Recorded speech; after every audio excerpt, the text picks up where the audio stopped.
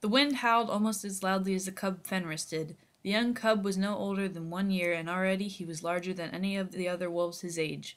He knew not who his parents were. He had been adopted by a small pack of mountain wolves before he could remember, and had traveled with them ever since.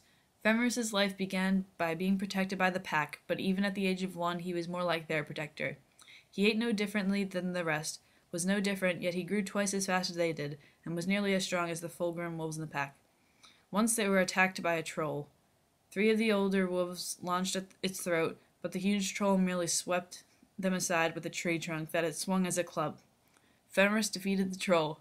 Fenris let loose a mighty howl that shook the very ground. The other wolves regarded him in fear, and a wolf of only 1 year old, and yet today had proven stronger than any other wolf that had ever been written in legend, maybe that ever existed. Fenris tried to live among the pack, but they all feared him, and none thought of him the same. Fenris left the warmth of the pack and wandered the hills for many nights, never finding rest. He saw a familiar man with a black beard and mustache and dark, shifty eyes. Fenris felt the dishonesty and deception that seemed to hang on the man. Hello, Fenris! I've been waiting for you. You're a hard wolf to find, despite your many differences from the others of your kind. Who are you? What differences? I am Loki, and you are blind if you do not see the differences between you and the mere wolves of these mountains. Enough, Loki. We do it my way. Eat my mallet, Fenris! You never did have much patience, Thor. Ha ha ha. No, we don't have time for this. Let's take him to the castle. Right.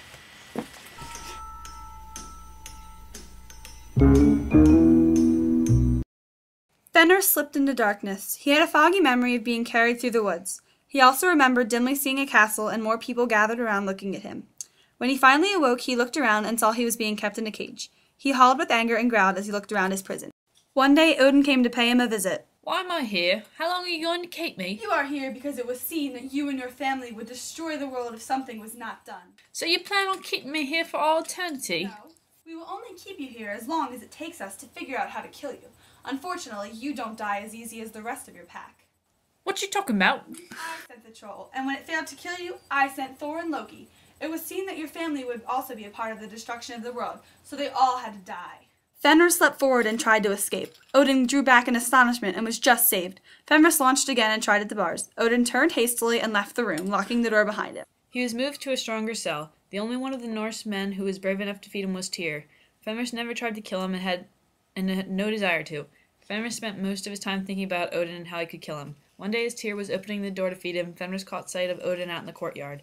He escaped past Tyr. Scotty, quick! I'll get him! Scotty and Thor tried to control Fenris, but he lunged for Odin. Wait, Fenris, wait. Loki, help! I'll save you, Odin. We need to control him. Quick, Odin, let's help tie him up. After Fenris was tied in the chain called Dromai, he escaped but was recaptured by Tyr. I'm sorry, my friend. I have always been on your side, but alas. Odin is a companion of mine, so I was indebted to help him. I do believe that you are the strongest of all creatures, and could easily break any chain or cord fashioned to hold you. But I happen to have a cord fashioned by the dwarves. They claim that it is unbreakable. Now if you will allow me to test their words, and if you will allow me to bind you, I will make you a deal. If you break the cords, then you are indeed worthy of doing battle with Odin, and you may face him in combat. However, if you fail to break my dwarven-made cord, you must leave this place and never return, not to seek your revenge on Odin or to trouble us ever again. How do I know you will release me if I cannot break your cord? I will agree to your test if one of you will place their right hand in my mouth. That way, if you go back on your word, snap, your hand is mine. I, Tyr, will volunteer. Fenris had not thought that anyone would take him up on the offer. But Fenris knew that he had made the deal and he could not go back on his word. So he firmly placed his jaws around Tyr's arm. Loki pulled a cord from his cloak. Once the cord was securely fastened, Loki stepped back and nodded for Fenris to attempt to break free.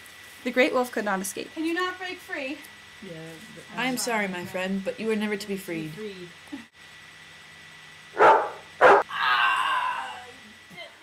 Fenris bit Tyr, who became so enraged that he and Loki bound Fenris to a rock.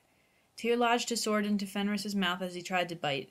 If he bit down, he would end his own life. Loki was the last to leave the rock. Worry not, my Fenris. You will not be chained forever. I may have need of you when Odin has outlived his usefulness.